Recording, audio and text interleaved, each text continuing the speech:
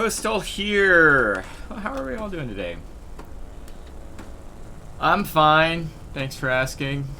We're taking out the La-9. I may have lost my brain. Oh man, we are in a funky matchup, aren't we? We have an IL-8 on our team, which hopefully is helpful. We have to go against... Oh man, we've got to go against the JL-1A and the Yak-15, both specialized. So obviously the JL can go a million times faster than we can go, and the Yak-15 can turn a million times better than we can turn. The La-9's strength is in its flexibility, and so let's see if we can put that flexibility to use. Mainly because we've got to put that flexibility to use. We really don't have any other option. Because we certainly can't be the turniest fighter. We certainly can't be the fastest fighter. So we're going to really have to be paying attention to the map. See what's coming inbound. And, you know, what we need to be paying attention to. Dang it. Double dang it. I'm getting just torn up here. Not giving myself a lot of flexibility when it comes to hit points. So we're going to see what we can do here. Do I want to... I'm trying to save my boost in case I need it to get away from the Yak-15. Unfortunately, our IL-8 crashed earlier.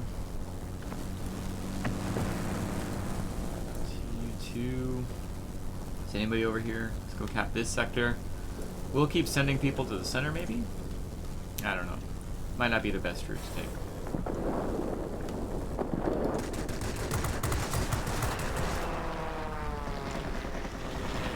I don't know what is the best route to take at this point, so we're just going to try to capture sectors. Because what else am I going to do? Besides get completely... outmaneuvered and out. I'm just getting ganged up on here. But the La-9 can be a very solid aircraft. It does have... Let's just use our boost. I need to go. Stop screwing around here.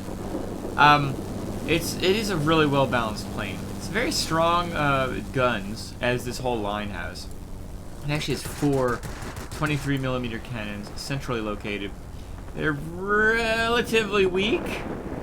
But there's still freaking 4 of them, so I mean, it can only be so weak with having 4 23mm cannons, right? It's not like they're, you know, 50 cal machine guns or anything like that. There's a little bit shorter range than you'd have on the Yak-15. They hit a little bit less hard than the Yak-15 individually, but cumulatively, there's a million of them, so there's 4 of them. So that'll be helpful. They're just going to own the center, right? So what we need to do is have our team continue to push new sectors.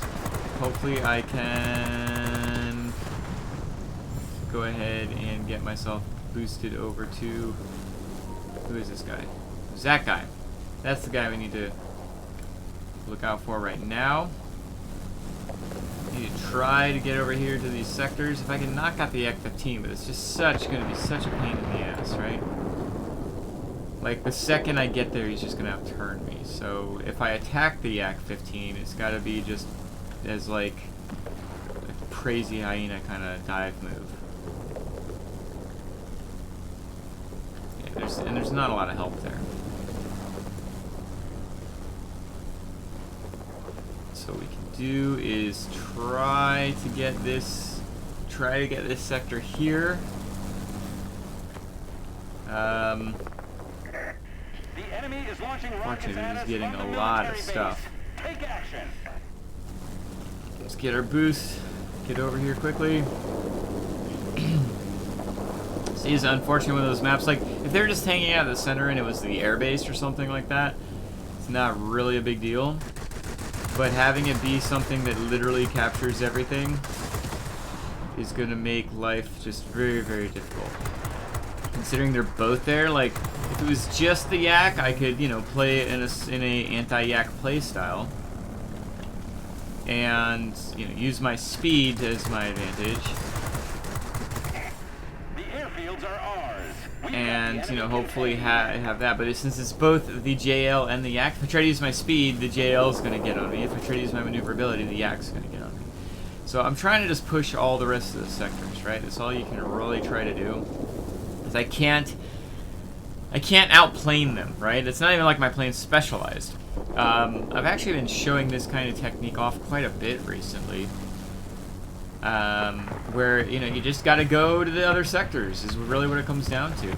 Okay, they want to own the center? Well, there's only so much I can do in that situation. I can certainly be mindful of what I'm up against. I can certainly take advantage of a situation if just the Yak's there, or just the JL's there.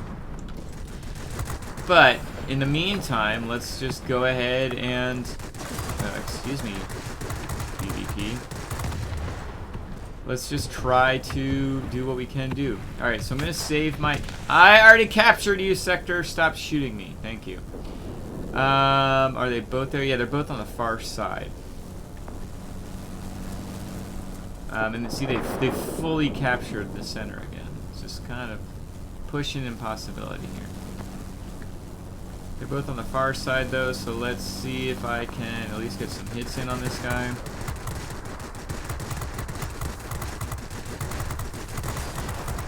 Turn around. Oh, hello.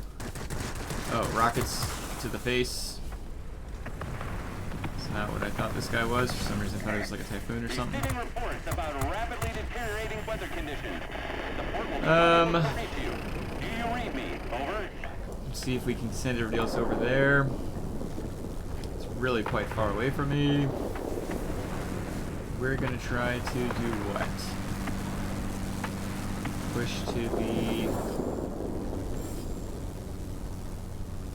the far side here.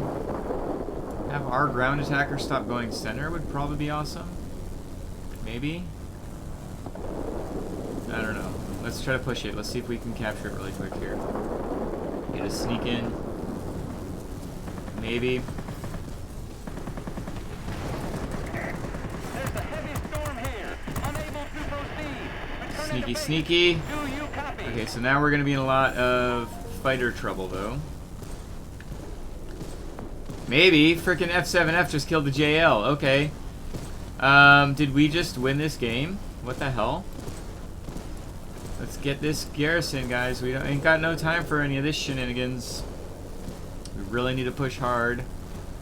The Yak 15 died in the center, so the JL was by himself, and the JL wasn't able to shake something. This will make things easier for you. So let's see what we can do here.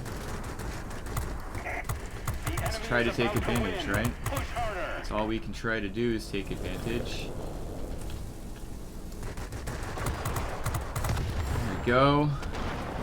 Let's get that sector. We are losing the military base. I need to head to the military base because I can head over to the garrison afterwards, but I'll send everybody else to that air base that's south of us. Got my map directions messed up here.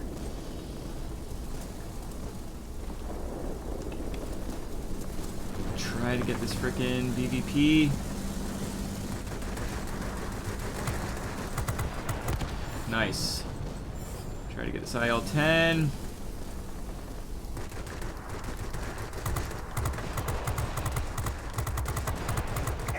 Nice. Who's the last one? F4U? Where the hell are you, dude? There you are. Let's get the garrison anyway. Let's cap the garrison. We'll get a cap. That way, just in case we die for some weird reason, at least we've captured a sector. I don't know. If I can just get this sector captured, I feel a lot more comfortable at our chances of winning.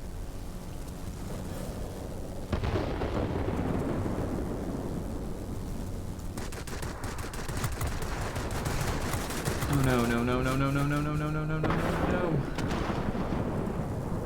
Yes, yes, yes, yes, yes, yes, yes. Alright. And now we gotta get James here. Nice. Wow. Okay, so that worked about as good as I could hope for it to work. Not a flashy game, but I mean, not all the wins are gonna be flashy wins, right? That was intense, though. What's funny is I didn't have to have a direct impact against the JL or the Yak-15 to actually still be able to beat them.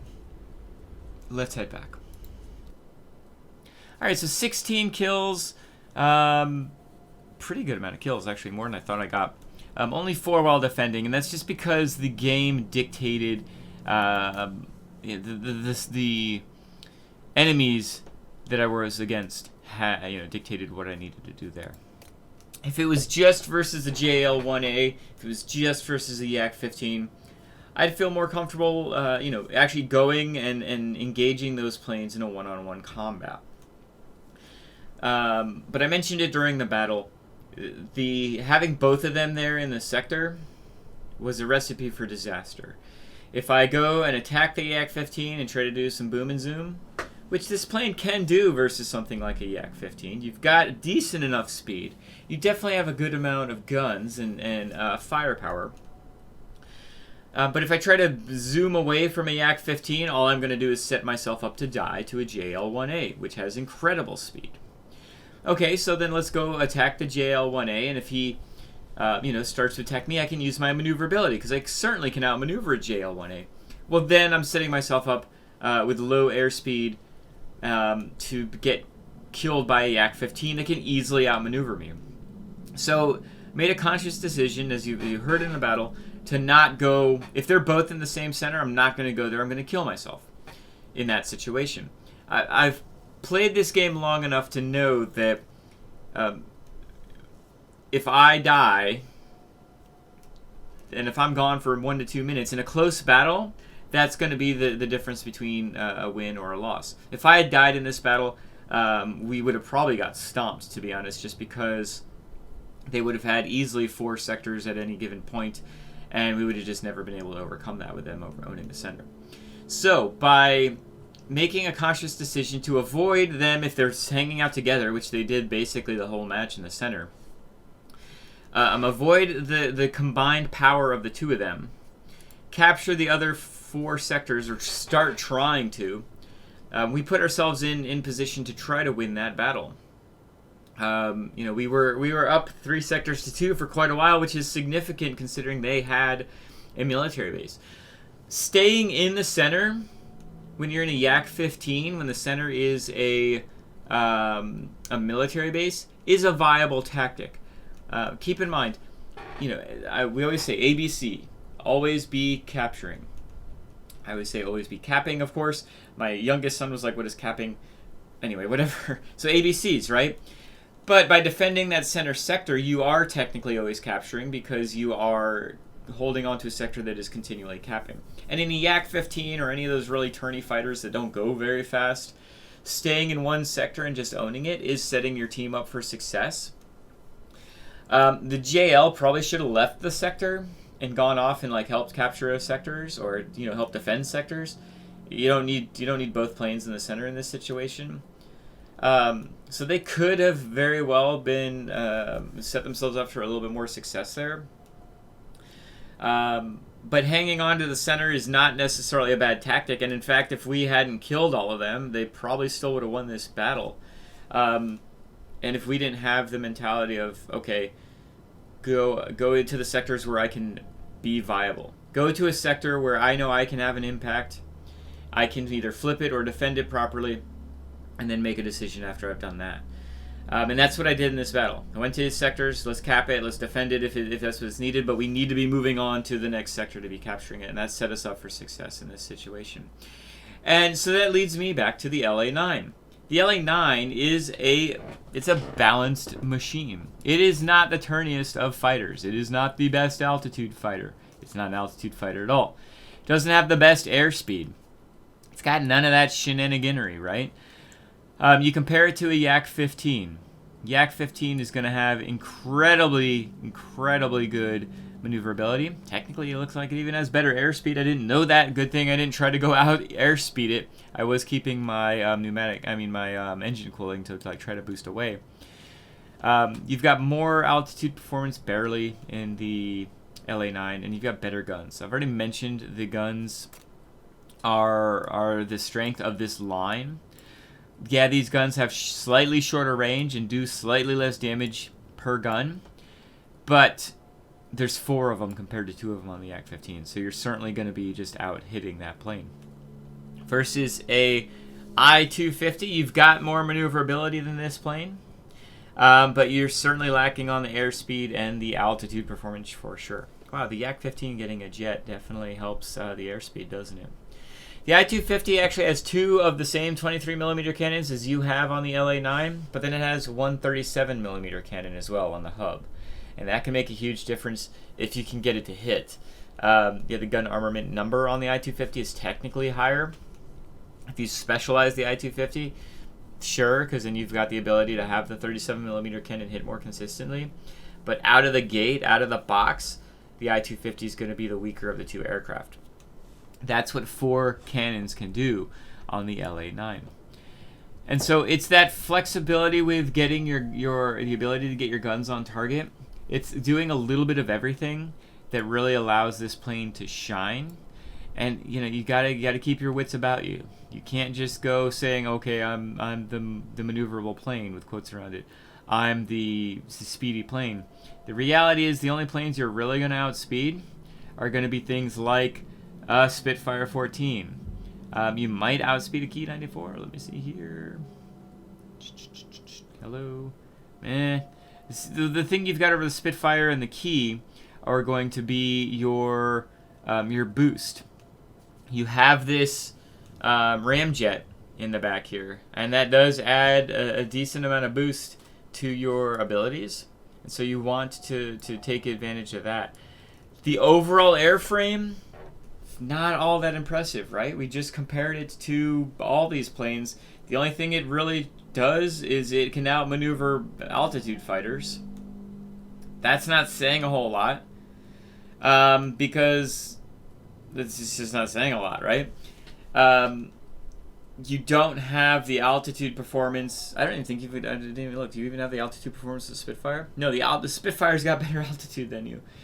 So the reality of it is, what's going to separate you in the La-9 from any other Tier 8 plane is its centrally located cannons and its volume of fire. And so that's what your focus needs to be on. So you need to know the planes you're going to go up against. And this goes for a lot of the Lavochkin line. You need to know the planes that you're up against. Can you outmaneuver it? Cool. Then outmaneuver it. This isn't really a turn fighter, though. It's got mediocre turn ability. Can you outspeed the enemy plane? Probably not. In fact, I think this might be the slowest of the Tier 8 fighters. Yes. I mean, it's tied with the Key 94 and the Spitfire. So keep that in mind. You're actually going to be quite slow in this plane. Your ramjet boost is going to be incredibly helpful. That you want to save your engine cooling for. You definitely want to have engine cooling as your consumable in here. And, go from there. I've got pneumatic control assist on here and my first aid package so that I can, if I need to get some more maneuverability in a pinch, and you saw me do that in some of those air defense aircraft engagements when I was getting myself stupidly stuck in between 3 aircraft, I'd hit pneumatic control assist and get out of the situation. On a plane that relies on its cannons hitting more than anything else, more than any other Tier 8 plane, maybe besides the TA-152, this plane relies on its cannons to be a viable... That's the only thing that makes this a viable plane, right? If literally everything else is as fast as you, if not faster, and if your maneuverability is mid-range at best, and once you specialize things like a P-51H, P-51H is basically the same maneuverability once it's specialized and maxed out. ME-209 might even be a little bit more maneuverable than this plane. Nope, it's not. So your maneuverability is better than turn fighters, and that's all you can say, because it's not better than any turn fighter. This is, the airframe's mediocre, right? Your altitude performance is poor. it's all about your cannons. So the focus needs to be, and this goes for the LA5, really, LA7, and LA9 for sure. LA9 more than the 5 and 7 even. It's all about getting these cannons to be impactful, no pun intended. And so you want your accuracy to be good, because when you're turning the plane, when you've got your guns on target, you need to make sure that they are hitting, and they're hitting accurately. So improved gyroscopic sight is the way to go. Literally anything else on this is probably going to be just wasted. Radio equipment might be something that I test out at a later date. G-suit's going to be wasted. Cockpit armor's going to be wasted. Radio equipment would only be viable because you can maybe get your guns on target before they even realize you're there. Radio equipment, just in case you don't know, is the equipment that allows you to decrease your visibility, the range at which an enemy sees you. It also increases your ability to see the enemy, so you can see where they're coming from, and they can't necessarily see where you're coming from. I don't know if that's viable in this plane. I know I've tested it out in some fighters, and it's actually been very good in some of the fighters I've tested it out in. I don't know if that's a viable option in this plane. If I test out the radio equipment on here, it's only going to be after I get my pilot skill points up. Keep in mind, my pilot right now is just a 3 skill point pilot. And yeah, so the other equipment that I've added onto this is to help balance the maneuverability and airspeed. I've put a lightweight wing frame on here, and I've put the improved uprated engine. Just simply to get a little bit more speed and get a little bit more maneuverability. The reality of it is the airframe can be a strength, but only if you know what you're up against. Again, if I was against that, just against the Yak-15, I would have tried to use my airspeed. I'm not sure that would have helped. But I was saving for a long time, saving my engine cooling so that if I needed a boost away from the Yak-15, I could do that. If I'm going against something like a JL-1A or a P-51H or a ME-209, or even a I-250, I'm going to try to use my maneuverability in that situation and get my guns on target. Again, if you're not utilizing your guns in this plane, you're useless, right? And so don't make yourself useless. Find a way to get your guns on target. Find a way to put yourself in a position to do damage to enemy aircraft and either flip sectors or defend a sector if you're in a plane that can actually go against the enemy planes and defend it. But remember, the mantra of this game typically is ABC, always be capping. And whether that's capping, physically getting to a sector and capturing it, or completely owning a sector like a command center or a military base that's going to be capturing other sectors, one way or another, you need to be setting up your team for success in capturing those sectors. Even if all that the capturing of the sectors is doing is forcing the enemy planes to leave the good sector. That was kind of my goal, was to capture at least 3, if not 4, of the outside sectors and force the fighters to leave the military base because they just needed to actually cap those outside sectors and get them to separate. I feel like I'd be more comfortable against something like a JL just because I'd be able to toss my pneumatic control assist on real well, make a 180-degree turn or maybe a 360 if need be, and get behind him. And once you get behind something, the 4 cannons on the LA-9 are really going to tear through those enemy planes. Yak-15, my plan was to try to outspeed it as needed. I'm not sure if that would have worked, all things considered, but I wouldn't have minded trying to find out. But my tack to this particular situation worked out. Was able to just keep forcing. Basically, what we were doing is forcing the enemy fighters to not make a mistake. If they were going to just stay in the center, they had to not die, not make a mistake. As they kept getting their hit points whittled away. They finally died, and that allowed us to pounce and get the center, and really push the game past their comfort zone, and allowed us to slowly take them down and kill them all. So I hope you enjoyed this battle, my assessment of the LA-9. A plane I don't dislike the plane. My squeaky voice. I'd have to see once I get like a 6-point pilot to see okay, how viable is this plane? Maybe specialize. Right now, it's not. It's definitely not my go-to tier 8. There's a bunch of tier 8s I'd rather be flying than this. But it's not that this plane is a bad plane. It's just it's jack of all trades isn't quite boosted enough at this point to really feel comfortable in. You know, if I like to be in a plane where I've always got attacked, always have the ability to come out on top in any type of engagement. I already know exactly what I'm going to do. This La-9, even though it's fully researched, you know, has the top guns, has the top engine and all that stuff, it just feels like I'm on the edge of my seat. I'm just kind of waiting and hoping that the enemy plane doesn't make a mistake, right? The Yak-315 in this situation probably could have outdone me. Hell, the JL probably could have outdone me if they really wanted to, and if they were a good enough pilot. And more often than not, let's say I was in the Yak-15, I would have felt like I could have owned that battle even against the Yak-15 or the JL.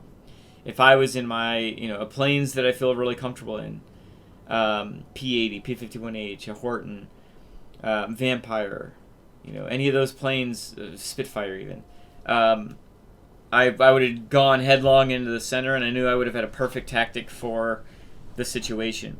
The La-9 right now, in my hands, I don't have that comfort level, and so I'll just have to keep playing it and see if I can get that comfort level or, you know, get my pilot built up. So anyway, I hope you enjoyed this review. This was by request, so hopefully the review and the request are appreciated. If not, it's all good. I had fun playing this plane. I would love to hear your assessment of the La-9 as well. Are you still grinding down this line? Have you gotten past it? I know a few of you have actually gotten the La-15. Congrats to you all. An excellent Tier 10 plane. I hope you're enjoying that also. But otherwise, I hope you have a great day. Thank you for joining me, and bye.